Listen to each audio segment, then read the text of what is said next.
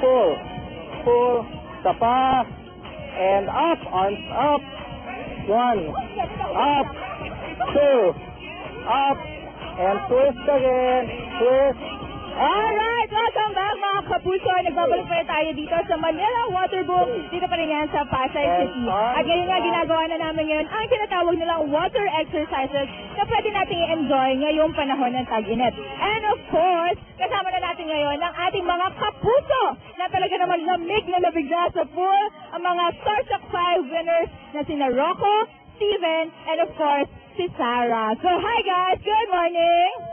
Yes, so kumusta naman dyan? Happy naman. Ayos na, ayos lang. Alright, so ngayon pag-usapan na natin itong water exercises. And of course, kasama natin ang ating water instructor na si Sir Iko. Good morning, Sir Iko.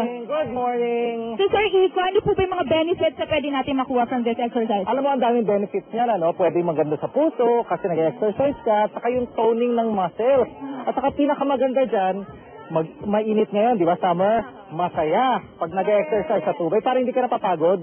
So, pwede itong bonding activity. Bukod sa, eto pa, siyempre, dahil exercise ng mga kapuso, talaga naman pwede nyo i-tone at magpa-sexy dahil yan ang magsusuot ng mga bikini, di ba, Sir Iko? Right. So, tama yan. Sir Iko, ano po ba tawag dito sa step na ginagawa natin ngayon? So, meron tayong side tap, tapos arms up, good for the shoulders, and good for the shoulders, and good for the legs. Alright, so workout for the arms, and of course, sa legs. So ngayon mga kapuso, tanungin natin ang ating mga Starstruck winners kung kumusta ba ang kanilang ginagawa exercise dito sa my pool. Alright, naku, mamaliglag ako. So Rocco, kumusta naman ang pag-exercise sa tubig? Malaki mga puso ko. Masaya ng feeling. Sobrang pumping. And up again, twist. So Sarah, ikaw, naku, I know you're very sexy, pero gagawin mo ba itong workout na to ngayong summer? Yeah, importante to. Tsaka at the same time, talagang nag-enjoy kami. So, enjoy lang. Tapos, para din sa amin. So, yeah. So, Steven, ikaw naman. Looking very fresh this morning, ha? So, kumusta? Anong pakiramdam na mag-exercise ngayon? Masarap ang feeling ko. Kasi, alam ko, you always need exercise to feel good. And when you exercise, it helps your body feel good. So, masarap ang feeling. Masaya. Very good. Buti naman nag-e-enjoy kayo dahil talaga naman bukod sa nakaka-enjoy yan, nakakaganda pa ng katawan.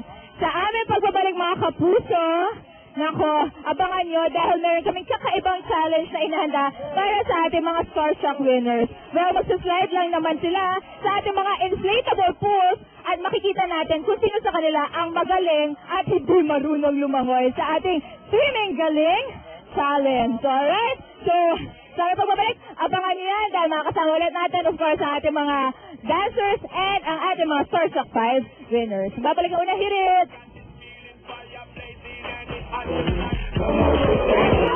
Good morning mga kapuso! Nagbabalik pa rin tayo dito sa Manila Waterboom. Dito pa rin yan sa Pasay City. At syempre kasama pa rin natin ang ating mga kapuso Starstruck winners.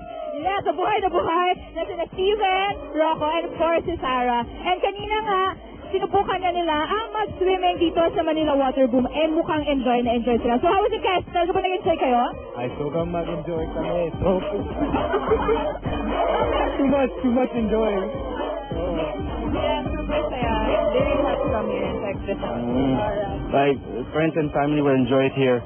Astig! Gusto namin mag-slide! Po, Waterboom. Thank you for having us here, Waterboom. Of course. And well, talaga namang hindi mo sila mabiblame dahil dito sa Manila Waterboom, napakalaming activities nyo na pwedeng i-enjoy. At isa nga sa highlights nila, itong napakalaking inflatable pool na pinakamalaki sa buong Philippines, mga kapuso. It measures 30 by 30 feet na talagang pwede mag-accommodate na 200 to 300 people. And dalawa yan, meron for kids, and of course, mga tulad namin na adults na. At syempre, isa pa sa mga highlights nila, itong pinatatayuan namin na tinatawag na airbound slides. And itong airbound slides, well, puno ito ng mga air sa loob para to make sure na hindi masasaktan kapag magpatalon-talon man ng mga tao tulad ng ginagawa dito mga kasama ko.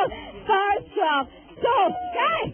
Oh! Inunahan nila ako! So, guys, nauna na si Steven. Pwede nyo ba i-demo sa amin paano gawin to? Alright! So, sumunod na si Rocco at ngayon naman si Sarah.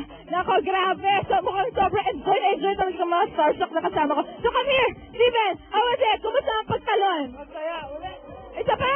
Okay. So, ikaw, Rocco. Jay, go here. How was it? It's fun, you can try it. Let's try it out. seryoso. Sinasabi. Wait lang, mamaya lang. Ikaw naman, Sarah. How was it? Kung sa pagtalon? Super saya. Talagang sobrang bouncy ng So, try nyo. Try. Okay.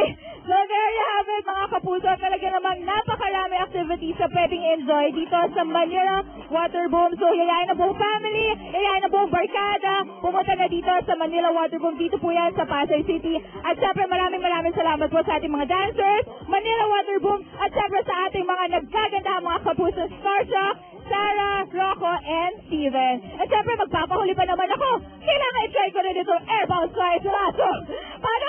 Let's do this! Wait na! Magpapalik pa una, hit it! Let's do this!